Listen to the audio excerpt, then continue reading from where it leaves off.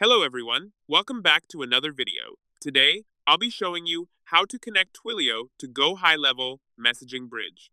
This integration lets you use Twilio's SMS and voice features directly inside GoHighLevel workflows, making client communication simple and centralized. Start by opening your browser and logging in to your GoHighLevel account. If you manage multiple agencies or sub-accounts, make sure you're logged in as the Agency Manager account.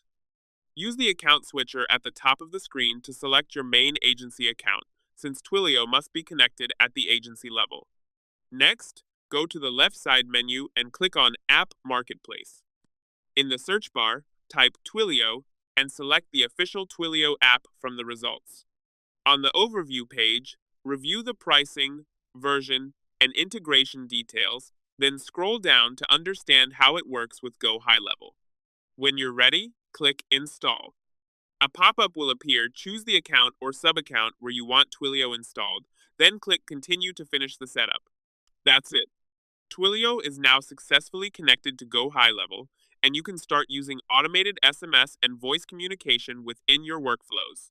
If you found this video helpful, don't forget to like and subscribe. Thanks for watching.